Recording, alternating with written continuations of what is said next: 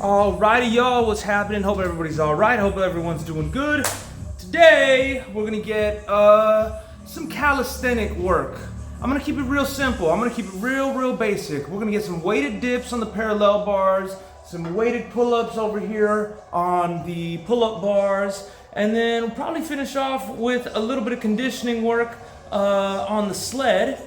And might even throw a little bit of ab work in. We'll see. We'll see how we feel when we get to it. With that said, let's get into it. All right, we in this again, y'all. First off, starting off with a few warm-up exercises. Prior to this, I got a pretty extensive warm-up, but this was specific to what I was about to get into today. At this point, my chest was still very sore from my chest day, and I wanted to work the back first. So what you see me doing here is some scapular pull-ups just to warm up the shoulders, warm up the lats, warm up the traps, and get ready for all the pulling that I was about to do. First exercise, assisted pull-ups, very assisted pull-ups, and as you can see, I'm pulling all the way down toward the bottom of my ribs, toward the hips. At last, my lat pull down variation on the cable has finally come to fruition and has now allowed me to have a really good strength and I'm tooting my own horn. I'm gonna do it. Oh my god. There we go. He dead. There was a stupid fly flying around and now he's dead. I'm tooting my own horn because I'm so pleased with my progress in how high I'm able to pull comfortably with assistance rather. I'm very happy. I'm very happy. I mean, we're making steps forward. I'm taking some steps forward and it feels oh so good. It feels oh so good. Just started with 2 sets of, I believe, 10 reps with these high pull-ups, these explosive pull-ups.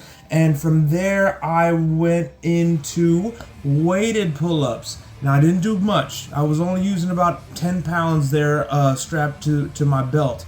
I got my forearms out of the equation with my Versa grips. And on this particular set of exercises, I've switched up between a overhand neutral grip and a overhand wide grip. Okay, so working the back in 2 different areas, 2 different kinds of stimulus, shall we say. In both variations that I'm doing here, you can see that every time I touch down, my feet hit the ground. So I'm not totally in a hollow body position throughout the entire exercise. Obviously, I'm aiming toward that in the future, but at this point, I really just wanted to focus on having good strength in the back, as large of a range of motion as I could possibly manage, and just good control overall. So that leads us into that first set of wide grip pull-ups that we did, and now back over into the overhand neutral grip. These you're just about shoulder width apart, but just getting stimulated, getting the back nice and torched through just these 2 very simple exercises, y'all. I tried my best to get 3 sets of 10 on each one of these hand positions, so 3 sets of 10 on the overhand neutral, and then 3 sets of 10 here at the wide grip.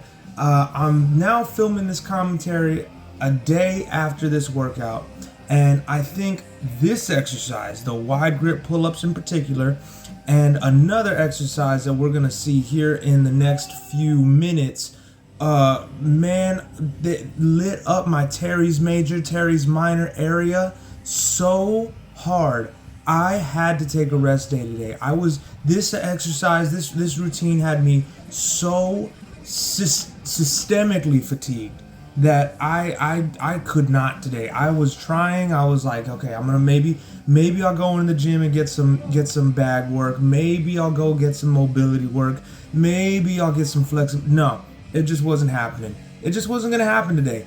And I attribute that to the fact that this workout was very hard, very systemically fatiguing. As you see me here on these wide grip pull-ups, I'm taking a lot of rest in between reps, and although I couldn't achieve as great of a range of motion as I wanted to, I started to experiment and implement the strategy of holding that top position for as long as I possibly could. You're gonna see me burn out here. That was just enough of that with the weighted pull-ups, right? So now, took the weight off after a few sets of using the weight. Now my brain, my central nervous system is is accustomed to pulling with that extra weight. Pulling with that extra weight.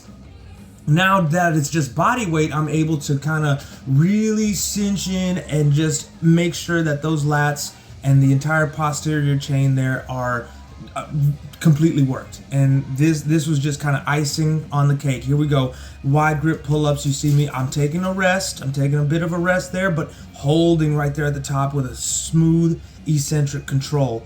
What else can you say, y'all? What else can we say? My goodness, Sasha. Oh my God.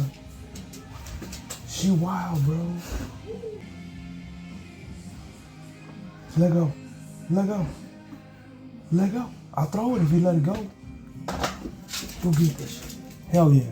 Okay. Wide grip pull-ups, holding at the top. Simple. This is so simple, y'all. Again, no weight, just body weight here. Working just the movement and quality of movement. And now this is the one right here, y'all. I said that I was gonna work abs at the beginning of the video. I only got 2 ab exercises in total, this being one of them. I'm sure that there is a name for this exercise. It's not Russian dips.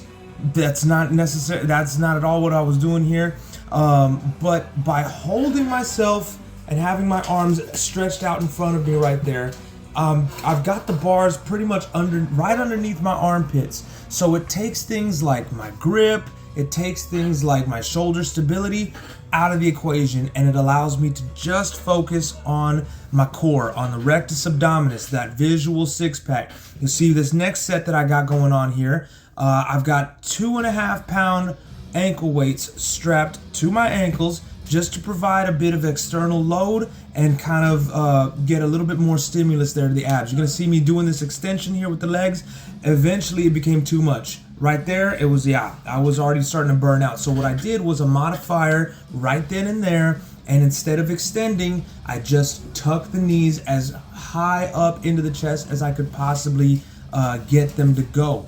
A big mistake a lot of people make when it comes to ab training, specifically when it comes to leg raises, is people will just raise the legs up to parallel and then drop the legs. To a degree, it's still working your abs, but it's mostly working your hip flexors. So for me, what I'm seeing here is I'm getting a decent amount of hip flexion, but you know, the higher the weight went, the less the technique went. And if you hear my dog, she going crazy here. It is what it is. But from there, we went into dips. I got about 3 sets of 8 here. Like I said at the beginning, my chest was still fairly sore, so these were very, very tough. But my big goal here was to make sure that both sides were doing what they were doing, the exact same thing, trying to maintain a hollow body position at the very top of the movement. There you can see that, and then just getting as great of a range of motion as I could possibly get. You see me taking a little break here. I only got about 6 reps on that first set. Now we're gonna go ahead and get the last 2. Here's this one, boom, nice control, and then last one coming up, and boom, right on up, y'all. This was the second ab exercise that I worked on. Totally new to me. I am an avid user of the hanging windshield wipers. You get on a pull-up bar, you hang upside down, and then you windshield.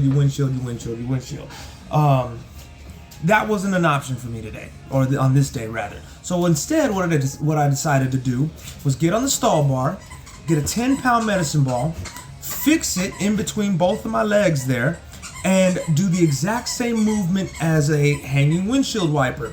I don't know if I'm right about this, but I have a hunch that when your adductors turn on, they talk to the abs, and the abs talk to the abductors, coincidentally enough. And so just a different kind of stimulus, just something that I really wanted to experiment with. My abs are definitely sore today, so I might go back and try that again and just see if it was a fluke or if it was, you know, the real kind of deal. And then lastly, finished off with just a little bit of conditioning work here on the sled. You saw me going forward, you saw me going backwards. I was switching up between hands extended, hands collapsed, and just working in the sagittal and frontal plane there with two 45-pound plates and all the magnetic resistance that my sled could offer. So that's it, y'all. Till next time. Alrighty, y'all. If you made it this far, I thank you for watching. Like, share, comment, subscribe, rumble, and until next time, I'll see ya. Peace.